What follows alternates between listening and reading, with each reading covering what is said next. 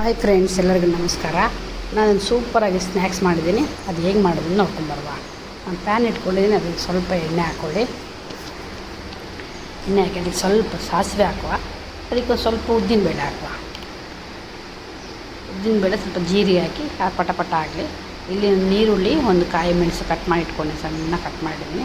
ನಿಮಗೆ ಕಾಯಿ ಮೆಣಸು ಬೇಡಾದರೆ ಚಿಲ್ಲಿ ಪೌಡರ್ ಹಾಕ್ಕೊಳ್ಳಿ. ಸ್ವಲ್ಪ ಕರಿಬೇವಿನ ಸೊಪ್ಪು ಹಾಕ್ತಾಯಿದ್ದೀನಿ.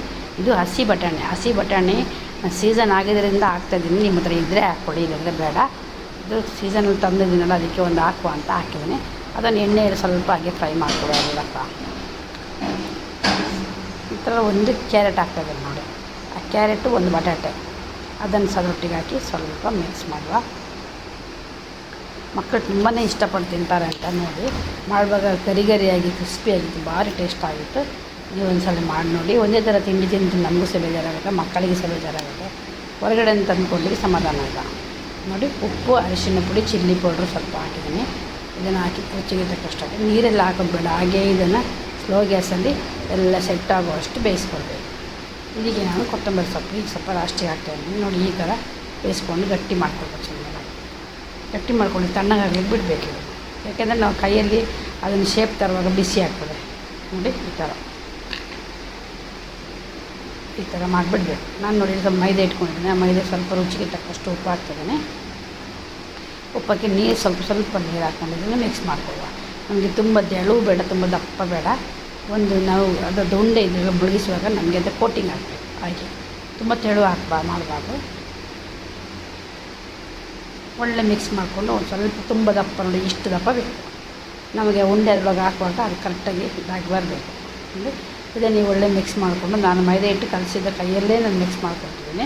ಹೀಗೆ ಮಿಕ್ಸ್ ಮಾಡ್ಕೊಂಡು ಉಂಡೆ ಮಾಡ್ಕೊಳ್ಬೇಕಾಗುತ್ತೆ. ನಮಗೆ ಯಾವ ಆ್ಯಂಗಲಲ್ಲಿ ನಮಗೆ ಬೇಕು ಆ ಥರ ಮಿಕ್ಸ್ ಮಾಡಬೇಕು. ನಾನು ಈ ಥರ ಮಾಡಿರ್ತಾರೆ ನಮ್ಮ ಉಂಡೆ ಆ ಟೈಪು. ಇದನ್ನು ಮಾಡಿಕೊಂಡು ಇದನ್ನು ತೆಗೆದು ನಾನು ಸ್ವಲ್ಪ ಶೇವಿಗೆ ಇಟ್ಕೊಂಡಿದ್ದೀನಿ. ಪಾಯಸ ಶೇವಿಗೆ ನೋಡುವ ಹೇಗಾಗುತ್ತೆ ಅಂತ ಮಾಡಿದೆ. ನೀವು ಸಹ ಬೇಕಿದ್ರೆ ಹಾಕ್ಕೊಳ್ಳಿ, ಇಲ್ಲದ್ರೆ ಬೇಡ, ಪ್ಲೇನ್ ಆಗಿ ಮಾಡ್ಬೋದು. ಸ್ವಲ್ಪ ಇದು ಕೋಟಿಂಗ್ ಮಾಡ್ಕೊಂಡಿದ್ದೀನಿ. ಶೇವಿಗೆ ಅದ್ರ ಮೇಲೆ ಹಾಕಿ ಎಣ್ಣೆಗೆ ಬಿಟ್ಟರೆ ಆಯಿತು. ಎಣ್ಣೆಗೆ ಬಿಟ್ಟರೆ ಆಯಿತು ನೋಡಿ. ನಾನು ಸ್ವಲ್ಪ ಎಣ್ಣೆ ಇಟ್ಟಿದ್ದೀನಿ. ಇದಕ್ಕೆ ಹೀಗೆ ಬಿಟ್ಟರೆ ಆಯಿತು. ಯಾಕೆಂದರೆ ಇದು ಒಳಗಡೆಯಿಂದ ಏನು ಬೇಯೋದು ಬೇಡ. ಹೊರಗಡೆ ನಾವು ಮೈದಾ ಹಿಟ್ಟು ಮಾತ್ರ ಬೆಂದರೆ ಸಾಕು. ಒಳ್ಳೆ ಕ್ರಿಸ್ಪಿಯಾಗಿ ಬರ್ತದೆ, ತಿನ್ನಲಿಕ್ಕೆ ಟೇಸ್ಟ್ ಆಗಿರ್ತದೆ ನೋಡಿ. ಎಷ್ಟು ಚೆಂದ ಬಂದಿದೆ. ನಿಮಗೆ ನಾನು ಇದೇ ಶೇಪ್ ಬೇಕು ಅಂತಿಲ್ಲ, ನಿಮ್ಗೆ ಯಾವ ಶೇಪ್ ಬೇಕಾದರೆ ಆ ಶೇಪನ್ನು ಮಾಡ್ಕೊಳ್ಳಿ. ಮಕ್ಕಳು ಶಾಲೆಯಿಂದ ಬಿಟ್ಟು ಬರುವಾಗ ಒಂದು ತಿಂಡಿ ಕೊಟ್ಟರೆ ಒಂದು ಖುಷಿ ಆಗ್ತದೆ ಅಂತಂದರೆ ಒಂದು ತಿಂಡಿ ಮಾಡಿದೆ ನೋಡಿ. ನೀವೊಂದು ಸಲ ಹೇಗೆ ಮಾಡಿ ನೋಡಿ ಹೇಗೆ ಆಗ್ತದೆ ಅಂತ ನನಗೆ ಕಮೆಂಟಲ್ಲಿ ತಿಳಿಸಿ.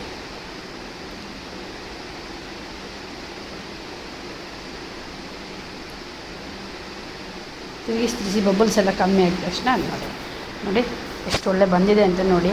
ಎಷ್ಟು ಚೆಂದ ಬಂದಿದೆ. ಗಟ್ಟಿಯಾಗಿ ಕ್ರಿಸ್ಪಿಯಾಗಿ ಸಹ ಬಂದಿದೆ, ಸಾಫ್ಟಾಗಿ ಸಹ ಬಂದಿದೆ.